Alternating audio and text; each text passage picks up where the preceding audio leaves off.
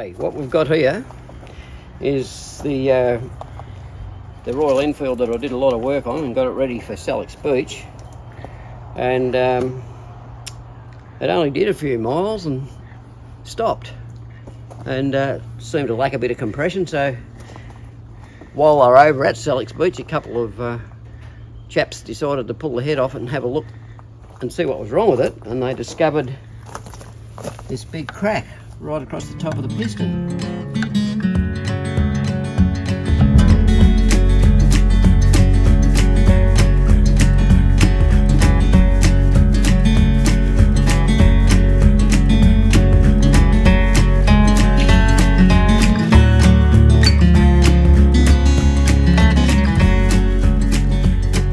Now, everybody that looked at it decided that the piston and valve had collided and cracked the piston. And all I actually saw was a photograph of what had happened, and I disputed that. Yeah, and so did I. Oh, yeah, well, Chris is a mechanic and he disputed it as well. And yeah. I looked at it and I thought, I don't believe that that's been caused by a valve touching the piston, because I'm always very careful to make sure there's at least around about 60 thou clearance I like to have between a valve and a piston. So anyway, a few learned people looked at it and that's what they decided. Anyway, Anthony bought the bike to me and I pulled the barrel and everything off and had a look, and this is what I found. I have never seen a big end that worn out, that blown to pieces, I would say, more than worn out.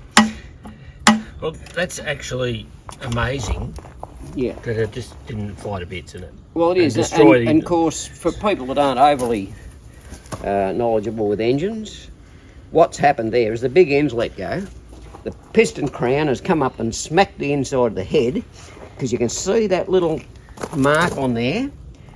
That's the valve lifter. Yep. Now, for it to hit that, it had to come up a hell of a long way, okay? Yep. So, and because that's, look, I don't know, that's how many mils that, Chris? Oh, 10 to 15? Yeah, all right. Okay, so it's got about 5/16 in the old language of up and down movement, maybe nearly 3/8. And that's what's caused the catastrophe. Yeah. So it was none of your doing? No, because when I built the motor, the big end was tight, because I always check that. And it wasn't the piston? No, it's not the piston. It was a decent quality piston, wasn't it? It was a reasonable piston. Yep. And I was happy with the piston. And it has been run a bit, like I've ridden it myself a bit, and the owner has ridden it a bit. And there's no wear or scuff marks on the piston or anything. There's Neville Crowe bought it. Yep, and he knows his stuff. At Motorcraft, and I'm really confident that there was no issues with the bore or the piston or anything. It's the big end has caused the whole catastrophe. Yes, but it could have been a lot worse. Could have been a lot worse, and I don't even know whether this has got the white metal floating bush big end or whether it's got a roller big end. You'd say to have a roller, would you, with that amount of movement? Well, you would think so. You wouldn't think the other one could possibly move that far. No. And hopefully it hasn't done too much internal damage with bits of rollers flying everywhere. Usually you can see they look like they've been shot blasted. Yes. You can see down the hole here, the flywheels don't look too bad. Yeah, right.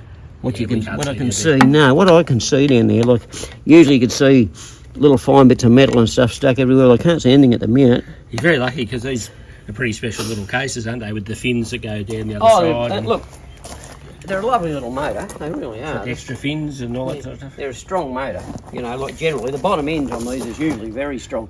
But when we rebuilt this motor, we rebuilt the top half, the piston was badly worn, the valves were shot. Yes, she'd been ridden. She'd been ridden and it had been dusted pretty badly. Yeah. But never had an air cleaner on, it had been heavily dusted. Yeah. Anyway, but when I pulled it down, I did look at the big end. Seemed to be nice and firm, didn't seem to be any movement in it whatsoever, so I was quite confident to put the rest of it back together. But it must have been just on the brink of something happening to it. So you can be a bit unlucky. The owner was quite unlucky with this. Yeah. Yeah. But you got to sort it out. We will sort it out. We'll pull the engine out, I'll split the cases, and Okay. And then we'll do another story. We'll have a look we'll do inside another it. we'll do a major rebuild and just see what's actually happened to the big end, which I'll be very, very interested to look at. Yeah. Yep. Excellent. Yep. So I'll get another conrod kit. We'll see what the owner wants to do. You can buy a complete conrod big end assembly with the nuts and everything. Well, that'd be the way to go, wouldn't That would be the way to go, and just press up the flywheels. Yep. And we'll go again. Yep. But it's just a bit of bad luck. yeah, Yep. yeah, just sheer bad luck. So you might have been doing a few revs. Well, You don't know, do you? no, you don't. But yeah, it was going quite well when it left here, because I rode it around my test track around the house a few times, and it was performing quite well. Yeah, so for all the people that looked at it, the reason for the piston being cracked has been found. So Yeah. I'm surprised someone didn't push down yeah, just push it down the barrel. or, Anyway, or wind her over and yeah, see what was going on. yeah, Yeah. like it'd have a lot of time at top dead centre, wouldn't it? It with that? would. It would. The change of direction would be fantastic It'd to be really watch. slow, wouldn't it? Yeah. So anyway, another little job to be done, but we will get it done. We will. Yep. Fantastic. We'll get it up and going again. Okay, now to continue on from the piston disaster on this with the big end letting go, which we've shown before. I've never seen a big end move up and down like that in my life. I've never seen it like that, and it even looks like there could be a crack there, right down through there. Yeah. I've had a hard hit, but Yeah, look, I reckon it's about to fall into pieces. Probably only the rings holding it together. yeah, I'd say so. Anyway, that's okay. Well, we can put another piston in it and we can do the big end and everything, but then we start just getting into it.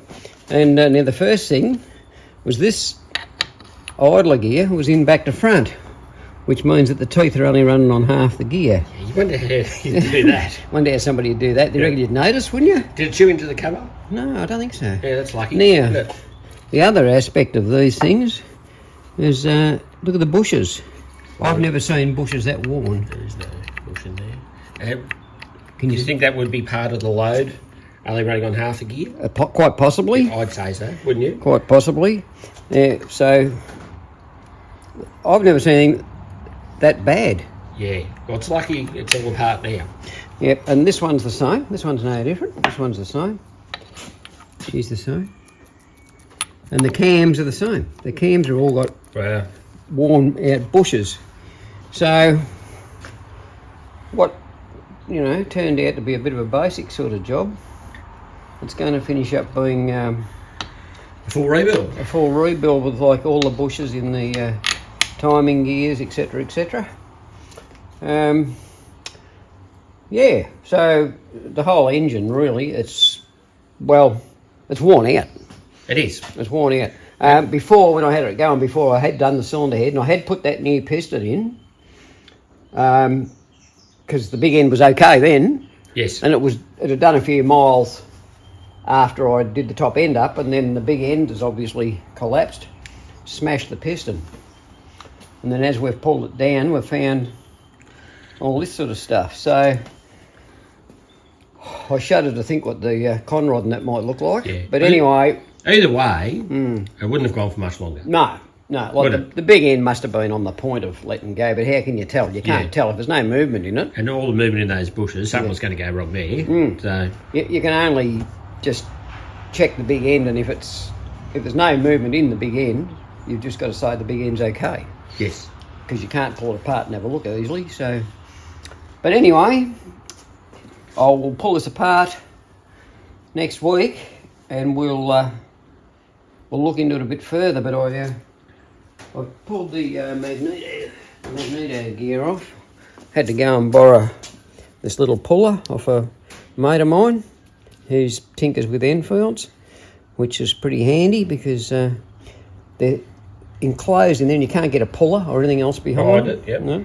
And just another thing here too, the spring and the seals are falling out Yep. behind there as well, so it just goes on and on really. Yeah.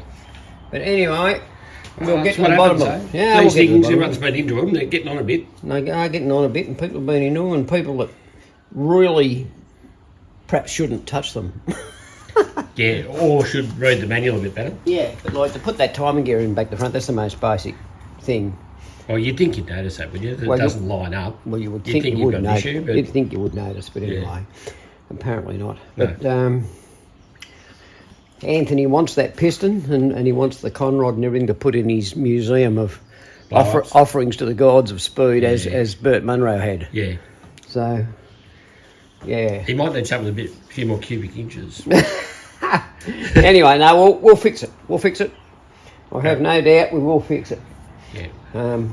It'll be at a fair bit of expense, but as you've said to me before, Chris, it's a pretty looking little motorbike and it deserves to be going. I wouldn't mind it. Yeah, it's a nice looking little bike. I wouldn't want the bill for this, but I wouldn't mind the bike. Yeah. I'd be quite happy to have it. Yeah. Yeah, no, it's not a bad little And bike. It's I'm good not a looking big Royal Enfield fan, actually. No, but it's not a bad looking Well, bike. only because of their performance. Yeah, the performance is down a bit down usually. Yeah. They don't usually go as good as other things in the same capacity. But, No, but it is worth doing. It's a nice bike. So. yeah, yep. Excellent. Righto, same as every other week. If you like what you see, like, subscribe, tell your friends, tell everybody. Let's bring Hagon's back.